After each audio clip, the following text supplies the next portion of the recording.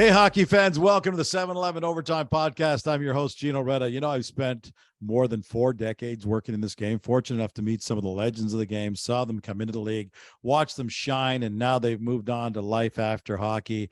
The 7-Eleven Podcast gives us a chance to catch up, tell some great stories, relive some great memories, and hear what they're up to today.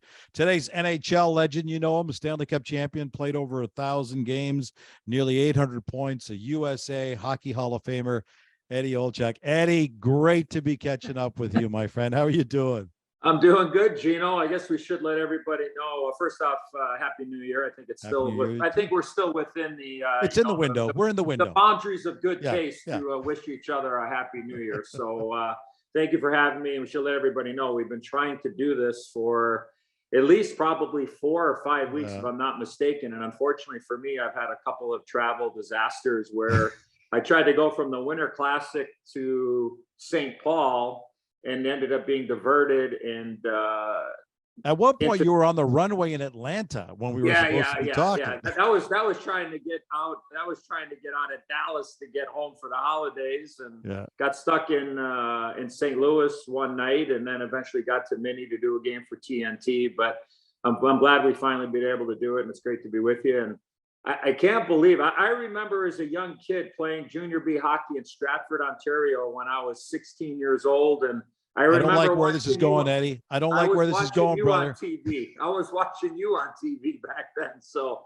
it's great to be with you. And I did hear you say your 7-Eleven podcast. And I do have to give this, I guess, this selfish plug. My buddy, Joe DePinto, is the president and CEO of 7-Eleven. So shout out to my pal, Chicago connected. Joe DePinto, absolutely. Well, tell him thanks for the mug. I got a mug on set here, so I appreciate the mug. If he wants to send me a Slurpee and figure out a way to keep it frozen until he gets here, that's strawberry banana would be nice. I would be down for that. You mentioned TNT. For those who are watching, for the viewers who can actually see you instead of just listening, you got the TNT sweatshirt on. Yeah. You've been with them for a little while right now. You've really become, in fairness, a legend in broadcasting as much as you were in hockey with the stuff that you've been able to cover. 2-time Emmy award-winning broadcaster. You're still working an awful lot. When you look at the game where we are right now, how dramatically different would you say it is, the game today versus the game that you played in? Are you a kind of guy who says, I'm really liking the evolution of where we've gone, or there's some things that have stood out to your mind where you go, I'm a little bit worried about this? Yeah, well, first off, we appreciate the kind words, Gino. I mean, I love where the game is. I think that we're in a really, really good place. I mean, sure, there's always there are blemishes, every day. I mean, in every day, the life that we all live. But I think that our game, the National Hockey League, I think is in a really good place. You look at the talent of the players, and I try not to compare the era that I came in 1984 with the Chicago Blackhawks, or playing for 16 years, and then, as you mentioned, broadcasting and having coached in Pittsburgh for a couple of years as well. So I mean, having a real good feel and idea of the game and where it is. And I think the biggest difference, and I think anytime you start going down this road, is that I always wonder, and I think it's for great debate, is could you imagine Wayne Gretzky, Mario Lemieux,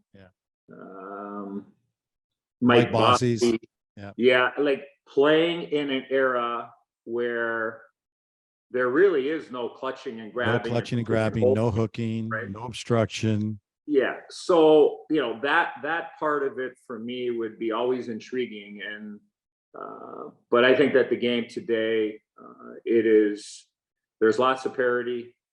I think it's a very, for the most part, I think it's a very even league, which I think is great for business. And I think you got to tip your hockey helmet to the commissioner, Gary Bettman, and Deputy Commissioner Bill Daly for, really kind of opening up and making change. And, now look at it, if maybe the playoff system, as far as I'm concerned, again, I'm a dinosaur, maybe that could be tweaked a little bit. And, would you like to see more Rangers, Islanders? Would you like to see, more, rivalry games in divisions and just stay within division? And look, if you don't see a team for a year or whatever, you know, maybe you only play them on the road or at home. So I look at it, there is no perfect answer, but then there's the balance too, Eddie, because then you want to be able to see a McDavid, you want to be able to see an Ovi, even if you're playing in the West. So I get that. I understand that. You mentioned briefly the fact that you spent 16 years in the league. Now it's kind of interesting because now you're on the broadcasting side. We're looking ahead to the NHL trade deadline. We want a lot of movement, but because of the hard cap, we don't get to see a lot of movement. But you're a guy who understood movement. You played for 6 different organizations, 8 different times you got moved. You got a couple of runs with the Hawks and the Jets. Does this time of year, I understand you probably enjoyed as a broadcaster, but does it trigger you as a player? I know you were dealt a lot of times away from the trade deadline as well, but just the word trade, does that trigger you? I don't know. I mean, I think it just kind of brings back some memories of knowing what it's like for these guys and for their families, most importantly. But I'll be honest with you, Gino, I really wasn't ever worried about the trade deadline, even though I was moved there a couple of times over my career. It was more when my wife was pregnant or just had a child is when I ended You got to tell the story of when you found out you were going to the Jets. You were a Toronto Maple Leaf.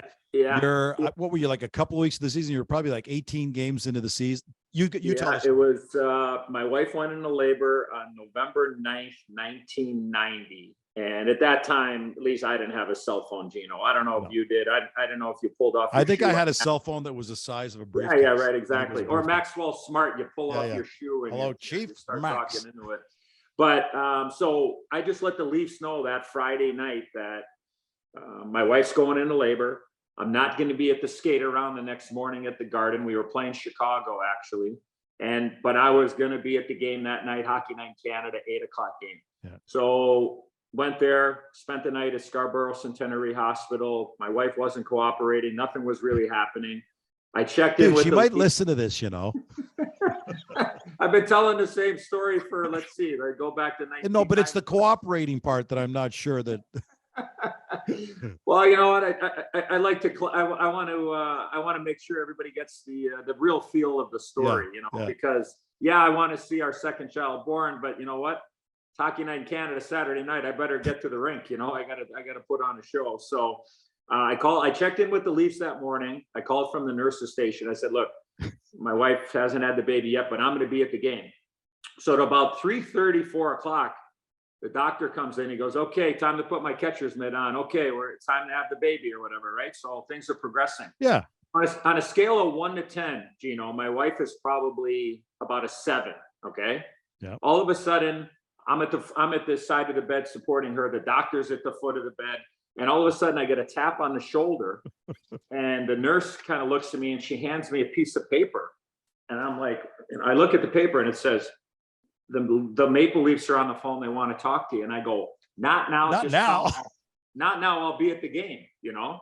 Yeah. And she leaves and she comes back and she goes, like, they really want to talk to you. And I'm like, so I'm like this, Gino. I'm like, your wife must have been pissed. Do I leave? Do I go? My wife's looking at me and I'm like, so I don't want to say anything. So somehow gingerly, I sneak out of the room.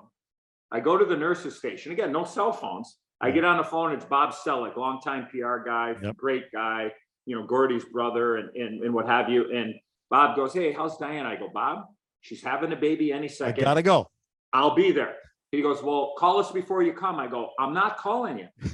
And he goes, hold on a second. I'm like, hold on a second. Next thing you know, he hands the phone to the general manager, Floyd Smith.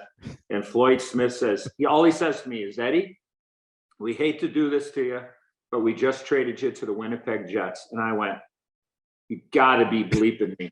You gotta be, are you kidding me? And he goes, well, we had to tell you because it's out already and whatever. And I'm like, this is unbelievable. Like, so I'm stunned. Like, I'm only gone now, Gino. Maybe this all happened in a matter of 2 minutes. So now I'm like, well, what the hell do I do? So I went to the payphone and I called my dad. I called my agent, Billy Waters and Ricky Curran. I called Mark Osborne, who I got traded with to Winnipeg. And I called Gary Lehman. And I'm like, I can't believe this. So I'm gone probably, honestly, it was real quick conversations with everybody. It was probably no more than 6 minutes. I come back into the room. I walk into the room. My wife's obviously on her back. The doctor's at the foot of the bed. He's got his rubber gloves on. He's got his mask on. My wife looks at me and goes, "Where have you been?" And I'm like, "Oh shit! Like, what the hell do I say?" There are probably some expletives involved in there already. I'm going to think you censored well, this. it was really quick, and I'm like, "My aunt is sick." I didn't know what to say. My Good aunt scramble. So she says, my wife's on her back, and she looks at me. She looks at the ceiling, and Gino, all she says is, "Where are we going?" Oh, how the heck did she know? And then I was like, pregnant and psychic. I'm like, this is unbelievable. And I said, "Guess." And she looks at me and looks at the ceiling. She says, "Winnipeg." Come on. I'm like, how? We should have hired her as an insider. She could have been the original. Her and Bob McKenzie could have been our original insiders. So I'm like, well, and then Gino, I look at the foot of the bed and I see this pissed off look at the doctor. He goes, he pulls back from the chair and he takes his gloves off. And I'm like, what's going on? He goes, "Oh, shut it down now." She shut down. I mean, she just absolutely shut down. So he goes, "No, it's going to be another couple hours now." I'm like, holy geez. So sure enough, about 2.5 hours later, Thomas Vincent Olczyk came into the world. And then I went home that night, left for Chicago the next morning, oddly enough, because the Jets were in Chicago. I went there and played on Sunday, the 11th. We flew back to Toronto because the Jets played the Leafs on Monday night.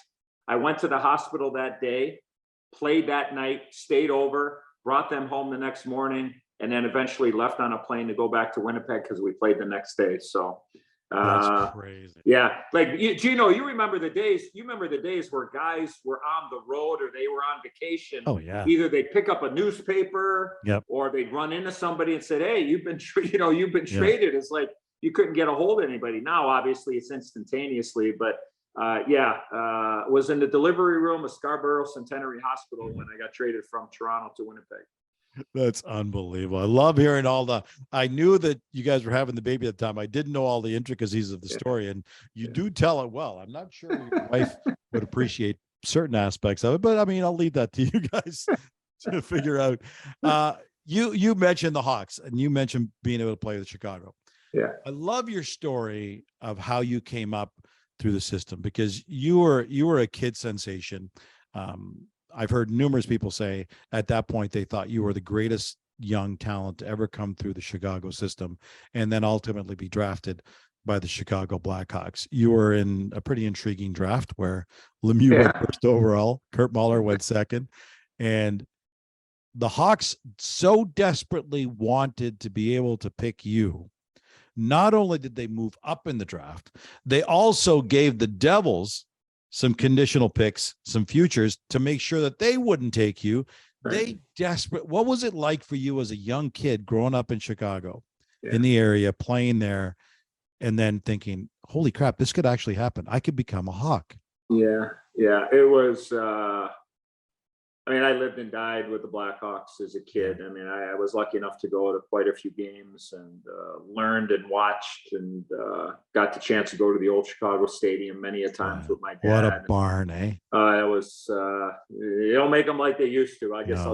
I'll just leave it like that. But, I think when I was starting to, prosper as a Pee Wee hockey player and moving up, and then I left home, and I mentioned I played junior B hockey in Stratford and played junior B there. I think it was in 82, 83. And, I had an idea of what I was hoping to do and aspire to try to be a player in the National Hockey League. I didn't know how to get there. I just was like, took the next step. So I lived and died with the Blackhawks as a kid. And then all of a sudden it became my draft year after playing the Olympics in 1984 for Team USA. And, I had visits with New Jersey, had visits with Toronto. And we all knew, obviously, that Mario Lemieux was going to go number one overall in that draft. And I thought I was going to end up in New Jersey. So we're in Montreal. We're in this crowd in the stands and at the Forum. And, Mario gets selected number one and he doesn't go down to the table. So that was like, the theatrics of that, where a player doesn't go down and shake hands with everybody. Like that was a hell of that was huge. There was a lot of theater there. And then the Devils were on the clock, and then the Devils selected Kirk Muller. And I knew I Because we all thought you were going second overall. Yeah. I thought I was going to go to New Jersey. LA had the third pick. LA had the third pick, and I knew I wasn't going to LA because they were looking at Craig Redmond, the defenseman out in Western, out in I think Fraser Valley, maybe. I think that was the name of where he played. But anyways, so I thought, well, I didn't get picked by, as soon as I wasn't selected by the Devils, I thought I was going to Toronto. Like I thought I was going to the Leafs at 4. Yeah. And next thing you know, there's a timeout, and all of a sudden they say there's been a trade, and now the Blackhawks have the 3rd overall pick. And I mean, it was just like, when that happened, Gino, I was just like, am I going to get a chance to play for my hometown team? Like I couldn't, because I had lived and died with them. I had sat in stands at the old Chicago Stadium and always envisioned and wondered what it would be like, because I always was standing or sitting in the old stadium, looking through the glass out into the ice, always dreaming and wondering what it would be like to hear the anthem at the old stadium. And then sure enough, Jack Davidson, the assistant general manager for the Blackhawks at that time, the right-hand man for Mr. Pulford, Bob Pulford, and Mr. Davidson said from the U.S. Olympic hockey team, he said my name, and I was like, I can't, but I was like, it was a dream. It was an absolute dream come true. And to play my first game for the Hawks, eventually, as you mentioned, I came back at the end of my career. I played my 1,000th game in a Blackhawk sweater,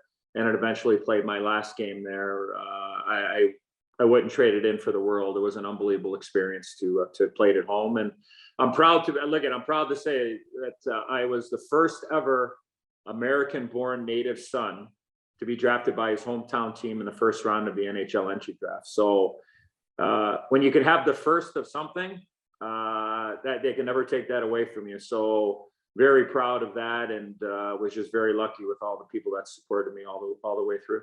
That's awesome. We're in conversation with USA Hockey Hall of Famer, Stanley Cup champion Eddie Olczyk. This is the 7-Eleven Overtime Podcast. I'm your host, Gino Reda. You skirted by this pretty quickly, and I was going to interrupt you, and I thought, you know what? I'll let you finish your point about the Hawks because it's spectacular, but I got to get back to it. Sure. Yes, you did play for the U.S. Olympic hockey team. In case our audience heard or saw you say that and went, wait a minute. Yes, he did. You played in Sarajevo as a 17-year-old for the U.S. Olympic hockey team on the diaper line with Pat LaFontaine and David Jensen, because you were all such kids. Yeah. I mean, it gives me tingles down my spine thinking of the thought of being able to play for your country. But to play for your country as a 17-year-old before you even did anything in the NHL, that must have just blown you away.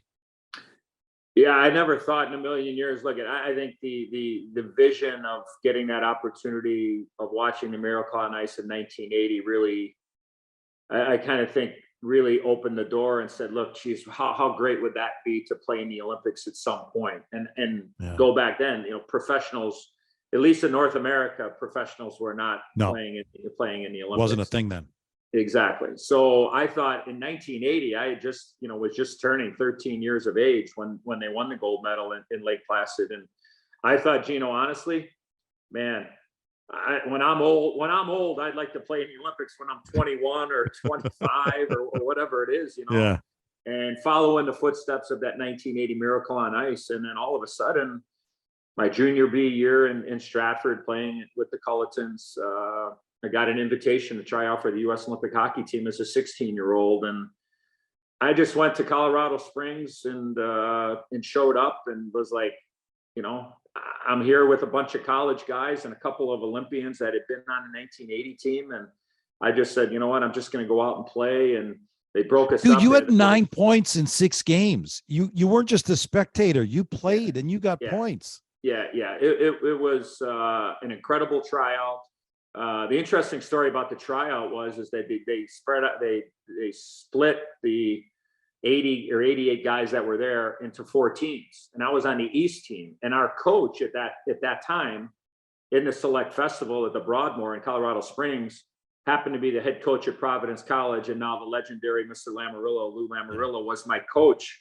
And he took all of the young guys, like he had every young guy that was there, all the guys that were under 19 or 20 years of age. I think we had David A. Jensen and Ali Frady were on our team. And we had a little toughness in Neil Sheehy. So I built up a relationship, and one of my mentors over the years has been Mr. Lamarillo. But I think back at that and just said, I just had the opportunity. And was I intimidated? Yeah, I was intimidated. I was nervous. I'm there with guys that had won the gold medal and guys that were, 5, 7, 8, 10 years older than I was. But I had the opportunity, and I just obviously took advantage of it. Next thing you know, oddly enough, on July the 4th of 1983, they selected the 28 guys that were going to represent Team USA at the Olympics in Sarajevo in February of 1984, and it was an incredible experience. Now, we didn't perform very well. We had a long schedule. We played. I love telling people this story. Is like, and how I was able to get to the NHL at 18 years of age. So again, I hadn't been drafted yet, but we played in the Central League that year. We played 24 games as a national team. League, and they were scheduled games. Like, they counted as points in these games because they didn't want to have it exhibitions. But the problem for us was that when we started getting up 4 and 5 to 1 on teams in the first period, all they wanted to do was beat the shit out of us. To run you over. Oh, right, exactly. They were like, you know what? These little teenage punks, we're gonna. And I mean, I got an introduction to minor league hockey in the Central League. I mean, we were playing in Denver and Oklahoma. And you right away said, "I can't end up here, man. I need to make the end because I can't." It was an eye opener, man. Like, there were some games, and so I think the schedule we played, and and we played Team Canada, I think maybe 10 times or whatever. And the last game before the Olympics, we hammered Team Canada. I think we beat them in Milwaukee, Gino. Don't quote me, but I think we beat them like 10-3. Like, it wasn't even close. Yeah. Unfortunately for us, our first game in Sarajevo was against Team Canada. And they can still taste it.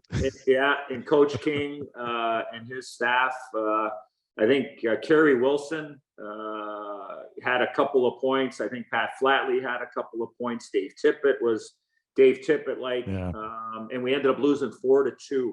So we beat the Canadians, obviously, in the last, preseason game. Yeah. And were we overconfident? Yeah, probably a little bit, but we just did not, play well. And eventually we ended up finishing, I think, 7th in the Olympics. But it was an unbelievable honor to represent our country, the U.S., in the sporting world of ice hockey at the Olympics in 1984.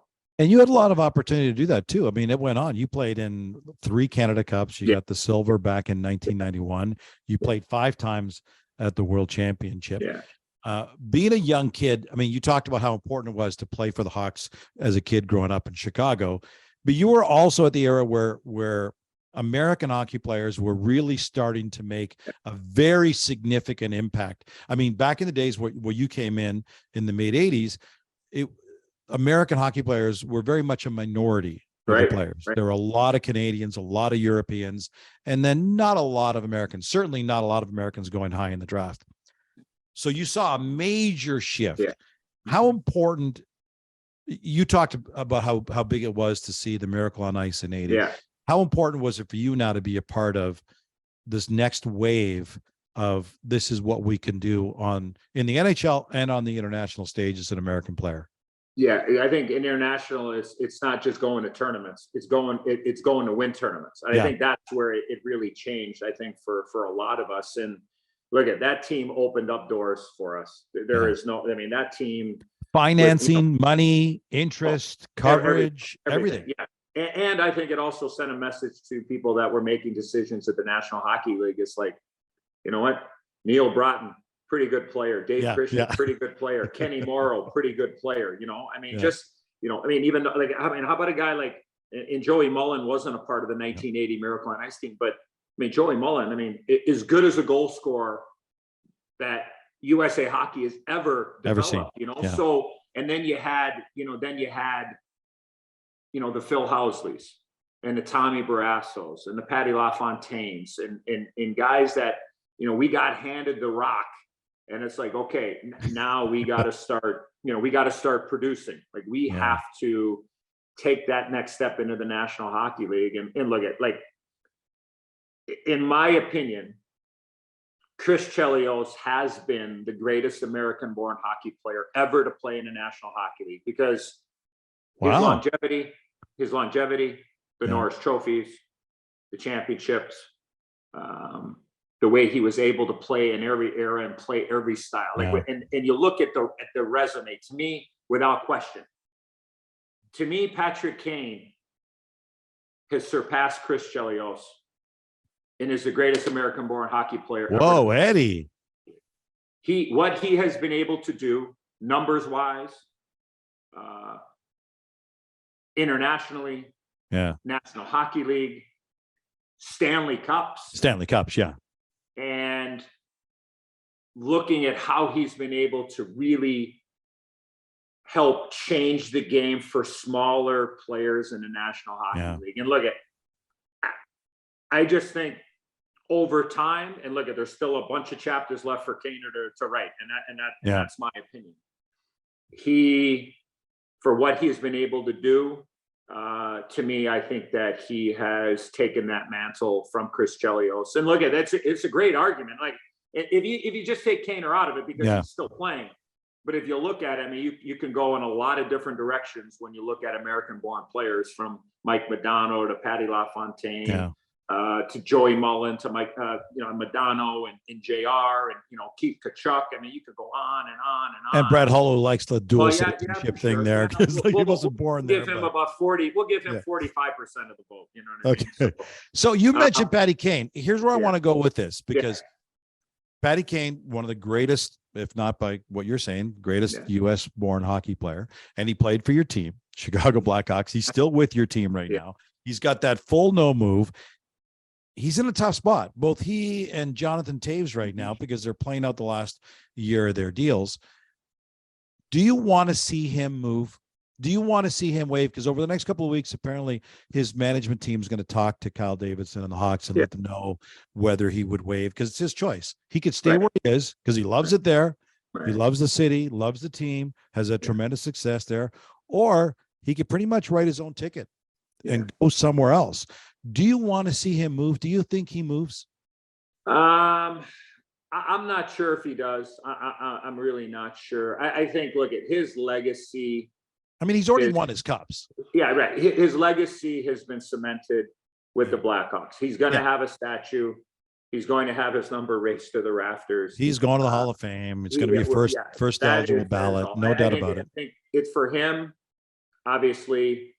I mean, everybody goes back. I mean, it's his decision because he does have the full no movement clause. Yeah. But the team, the organization, even if he does want to go, they don't have to move him. I mean, just because a player goes in there and says, I want out. But Eddie, they got to think to the future, man. No. Even if he goes somewhere as a rental, he could always re-sign with them next year. 100%. I understand that.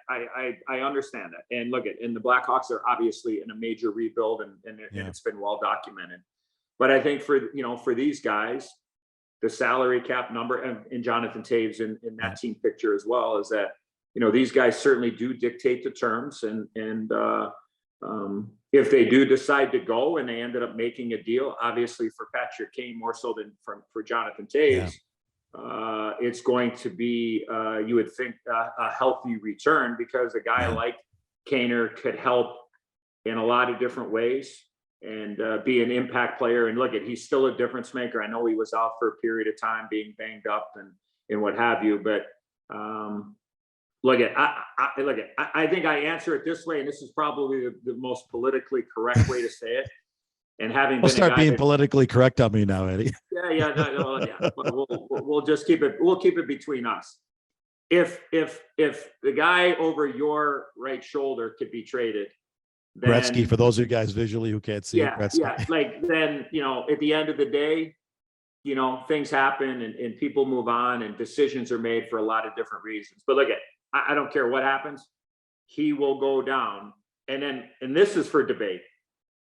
Where does he go down in the lore, regardless of where he is statistically within the Blackhawks franchise? Does he not go down as the greatest Blackhawk in the history of the franchise when you look at Stan and Tony and Bobby? But again, I go back to 3 cups, 3 Stanley Cups, and that run in that city and the renaissance that franchise had is a direct result, obviously, of Patrick Kane, Jonathan Toews, Duncan Keith, Brent Seabrook, Marian Hossa. But I look at that, Gino, and all of them legends, all of them Hall of Famers. He is cemented there forever, regardless of what happens. I think for Patrick Kane, it's all about, you know, what is going to make him happy. And for me, that's all I would want for a guy that, you know, both those guys that I respect immensely. Forget the hockey part, but just is people. And I just want what's best for them. And hopefully they'll be able to work that out for the franchise as well. What's it like for you watching the tank job that's going on right now with the Hawks? On the downside, it's rough to watch the organization going through that. On the upside, they're put themselves in pretty good shape in the Bedard Bowl for top pick in the draft. I don't think lately though, because I think they've won 5 of 6 or whatever. Yeah, there's lots of times, Eddie. There's almost a half a season still to go. Yeah. Hey, I lived it when I was coaching in Pittsburgh. I was living it in Pittsburgh. I know exactly, you know, what it's like when you are in a rebuild. And look at, quite frankly, and I think the organization knows this, is that the understanding is that probably realistically, the rebuild probably should have started a couple of years ago. But they chose to try to continue on. And I think try to retool instead of the rebuild. And it just right, exactly. But I mean, at the end of the day, is like if you're, you know, you got to be all in, or you got to try to, you know, to be a playoff team. You know what I mean? Like being in the middle now is just not, it's just not conducive to a rebuild. No one wants to be mediocre. No. And a rebuild or retool, whatever verbiage everybody wants to use. And I think Kyle and his staff, Kyle Davidson, that is the general manager of the Blackhawks, certainly they know where they were, they know where they are, and I think they know where they're trying to get to. And it's been a tough go here the last little while, but they've got a plan. It looks like they're going to stick to it. But look, there are no guarantees. Like that's the one thing is that, you know, just because, and I lived it in Pittsburgh, you know, we were dead last in the National Hockey League, and you know, we didn't end up getting Alexander Ovechkin. We ended up, I mean, you know, we got a nice fallback, so to speak, in air quotes with Evgeny Malkin, you know, but like that's just the way that it goes sometimes. And there are no guarantees that if you finish dead last, you're going to get the first overall pick. And obviously Bedard looks like one of those generational players. Yeah. We're in conversation with USA Hockey Hall of Famer Eddie Olczyk, 16 seasons in the NHL with 6 different organizations and leaving some incredible numbers, better than 800 points for your NHL career.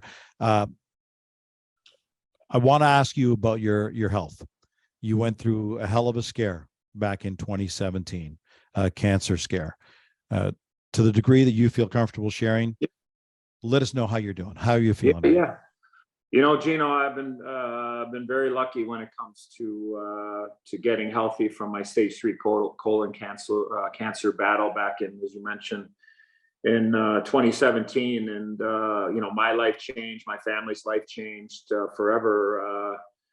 When on August the 4th at 7:07 p.m., I got a call from my surgeon after having a 6.5 hour surgery of removing a tumor the size of my fist, and calling me at that time at that 7:07 p.m. on August the 4th, and just telling me that I've been diagnosed with stage 3 colon cancer, and we're recommending 6 months of chemotherapy.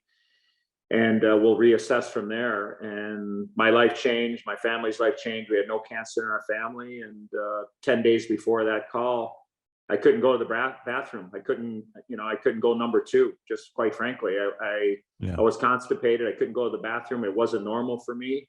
And I think like a typical guy, I just went to the pharmacy and tried to grab some prune juice and Metamucil and try to work itself out. And I didn't say anything. I kept my mouth shut. And then eventually, if you can't go to the bathroom that way, it's coming out another way. And I got violently sick. And so, you know, they went and had that 6.5 hour surgery. And all of a sudden I had a tumor, you know, and they asked me, you know, like when, you know, they asked me, like, did you notice anything? I said, like, I had a little bit of pain. And then all of a sudden, I couldn't go to the bathroom. And sure enough, I had my very first chemo treatment I would take chemo every 2 weeks for 6 months. I would take it for 48 hours. I would take 4 hours at the hospital in Chicago at Northwestern Hospital. I took it for 4 hours, and then they would send me home with a fanny pack. I had a port in my chest, and it would go off every 90 seconds, and they would unhook it 48 hours later. And my first treatment happened to be on September 11th, 2017. And I remember going home that day and just, I was scared. I was afraid. Sure, I didn't want to die. Anytime I heard the word cancer, I just always associated cancer with death. Yeah. And it was rough. Like it not only tests your will to live, but it puts a lot of pressure and strain on your family and the people around you. And I think I hit rock bottom, Gino, is when I got to treatment 2. I came home from the hospital, and I went down into my basement, and I lived in my basement 20 hours a day and lived down there for 6 months. And I got a nosebleed. I had very bad headaches. I developed a blood clot in my leg, and no other way to say it, but I just shit the floor. Like I could not control my bowel movements. And I was ready to quit, Gino. I was ready to quit. And I had never quit at anything in my life, whether people would tell me I couldn't make the Olympic team when I was 16, couldn't make it to the Blackhawks. I couldn't be the first ever American board lead analyst on national TV down here in the States, or maybe being down $200 at the racetrack. Okay, check that. Maybe 2,000 at the racetrack. Okay. I was never going to quit. Yeah. But I was ready to quit. I was scared. I was angry. I'm like, I can't get through today. How in the hell am I going to get through the next 5 months? Like, I just was ready to quit. And I got the greatest inspirational speech from my wife, Diana. And she came downstairs when I was at my lowest. And she just grabbed me and looked at me, and she says, look, you got to fight. Like, you got to fight for me. You got to fight for our kids. And you got to fight for all the people that love you. You can be an example. You need, you need to just kind of wake up. And I wasn't feeling sorry for myself. I was not. I just was like, I was beat up. I was on the chemo, and I was on steroids, and there are a lot of things going on. And I cried. My wife talked to me for 25 minutes, and I cried for 30. And I'm like, okay, I'm scared, I'm hurting, but you know what? I'm just going to go day to day. And so I kind of put my hockey helmet back on, Gino, and got back into that mentality of, you know what, like, I'm just going to battle, and whatever happens, happens. Whatever people say, whatever the spotlight may be, because, you're so-called, somebody in the limelight or in the media. Like I would have loved, Gino, to just gone underground and not, because when you're sick, you feel like you're a burden. You feel like you let people down. Like the hardest conversation I had to have, was with my 4 kids, because how am I affecting them? Not only psychologically, but did I pass this gene on to them? How is this going to affect them? I mean, those are all the things that were going through my head. And so I put my head to the pillow that night, the 15th of September.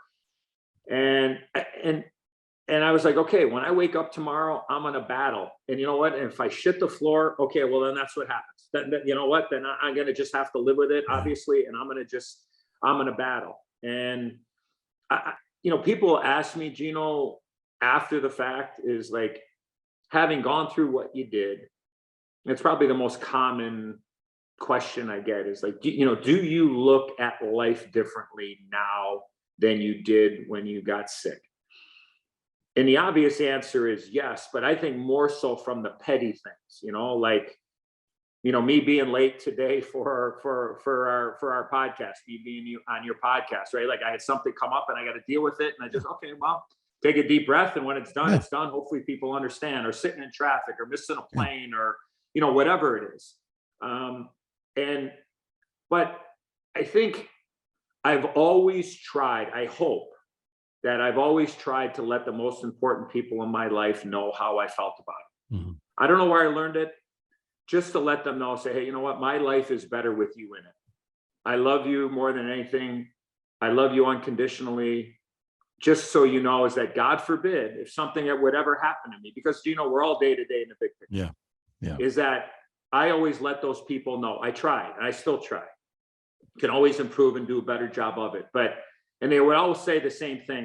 Stop talking like that. Nothing's going to happen. And I know nothing's going to happen, but I think what helped me get through after I had my lowest time is that I was at peace. Because when I put my head down and close my eyes at night, if it happened to be for the last time, at least the most important people knew how great my life has been with them in it. And I was at peace. And I didn't want to go anywhere, and I wanted to fight like hell. But I think that helped me, if that makes any sense. Yeah. That, however I thought about that helped me get through the most difficult time in my life. And the one thing I will add, and I'll wrap it up, is that we as a society, I don't care what it is, we as a society have to make sure that we are looking out not only for the people that are going through these battles, whether it's psychologically or physically or a combo or whatever it is, to always check up on them and send them him or her a text, call them, email, whatever it is, stop by, knock on a door, check on them, whatever. But as well, Gino, I never saw my wife down. I never saw my wife worried around me. Right. I sure know is that when she was around, she let her guard down and was hurting. We need to make sure we are taking care of the caretakers and caregivers, and call them and reach out to them. Hey, how are you doing? Obviously it's not easy, because there are a lot of things that are going through their mind. And I think that's one thing that my wife and I really learned through this whole battle, that it is, I would have never made it without my wife and my kids and my team of doctors and my family, the hockey world, the horse racing world, Gino. I would have not. I would not.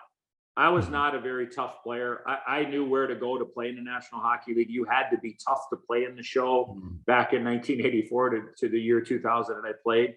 I proved to myself I'm way tougher than I ever thought. And I thought, look, if somebody knows my story, if somebody knows what I went through and the transparency and honesty that I showed through my battle, that if I could help one person get through the day, then it was well worth me telling my story or writing my book or being on a show like yours, Gino. So I appreciate the ability to be able, to share that and to talk to people about it.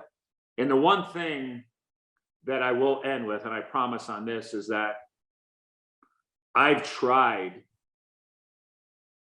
behind closed doors and no limelight and no cameras and no radio or internet or whatever it is that I've unfortunately talked to thousands of people. Unfortunately, in a way of people that are ill, not unfortunately of me communicating with them, but learning and hearing stories and being able to relate. Because when you talk to somebody that has been in the battle and has had cancer and they're living it, you could say the same thing, or somebody that has been lucky enough not to have been tapped by it.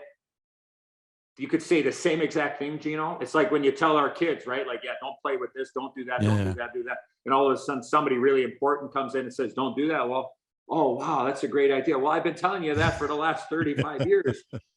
But I think in my journey of talking to people and just trying to be a sounding board for them and in shooting texts to them and letting them know I'm thinking about them, or just somebody reaches out. I mean, look at these thousands of people. 99.9% of the people I have not known. Yeah. But so to talk to people about really private stuff is it's gratifying. It's satisfying. It's an opportunity to help somebody. But the one thing that I have learned is that people, and I'm very, look, I don't know why I've been able to make it this long. I really don't. I am blessed by, you know what, I can't believe it. But the one thing that I have been dealing with, and that people that are survivors, is survivor's guilt. Because when you come in contact with people that have lost loved ones, you know exactly, they're thinking, how did my loved one not make it and you did? And that is a real that's a real issue for a lot of people. And I've had a difficult time of trying to be there for everybody, but then also too is the understanding is that I've been dealing with that all along. And you know what? Look, if I could be a difference in somebody's life and talk to them and just help them get through it or understand it or get a different feel, I'm all for it. But there also goes with that survivor's guilt. And I never knew anything. And like after I wrote my book, I wish I would have learned about that, because I think that's something that, maybe kind of goes under the radar. And I think that happens in all walks of life, especially when you're talking about, the ultimate price. So I had an unbelievable team of doctors. I had incredible support by the Blackhawks, and at that time by NBC, my two employers. And I couldn't have done it by myself. And I will add, and I will end at this, is that the people that I work with in our game and the people that I've come across, whether it was my partner in Chicago, the Hall of Famer Pat Foley, or working with the great Doc Emmerich, those guys really, really helped me through and checking on me and calling me and just, trying to keep my spirits up. So I was very lucky. I had an unbelievable team, and but I'm feeling good. And, I go back every, now I've reached a couple of mile markers where I go back now. I'm actually going back on February 1st for another checkup. And, knock on wood, we're clean and clear. And that's the plan, because I got a couple of grandkids now, Gino, and I want to be around, watching Audrey Marie and Eddie Christopher, and Eddie is actually Eddie the fourth. So my dad is an Ed, I'm an Eddie, my oldest son is an Eddie, and his son is an Eddie. So we got 4 generations of Eddie Olczyk. So maybe if I do the quick math here, let's see, 18 years, Eddie Olczyk, maybe he'd be maybe be a draft pick in 2040 for some team in the National Hockey League, or for whatever he wants to do. But we can all dream, that's for sure. Wow, Eddie, thank you. Thank you for you're an inspiration on the ice. You're an inspiration. You've been and continue to be an inspiration in the broadcast booth, and now with your story, with your journey, with your battle for cancer, the greatest battle that you've had to go through. You've been tremendous and continuing to be a tremendous inspiration as that as well. Thank you for sharing your story, pal. I really appreciate this. Always great to see you. Keep up the great work, and look forward to doing it again at some point here down the road. Be well, my friend. You too, pal. Thanks. Eddie Olczyk with his very impassioned, emotional story. Wow. The Overtime Podcast is proudly presented by 7-Eleven. Before leaving the rink, order your favorite Slurpee, fresh, 100% premium Arabica coffee, hot from the oven pizza and wings, pint of ice cream, or even a carton of milk, eggs, and a loaf of bread from the 7 Now app, and Team 7-Eleven will have your order ready for pickup 24/7. If you missed any parts of the show, don't worry. Visit our website at overtimepodcast.ca, where you can both listen and subscribe to future shows. 7-Eleven's Overtime Podcast can be found on the iHeartRadio app, Spotify, iTunes Podcasts, or any of your favorite podcast platforms. Until next week, I'm Gino Retta saying so long, hockey fans, and thanks for joining us on the 7-Eleven Overtime Podcast.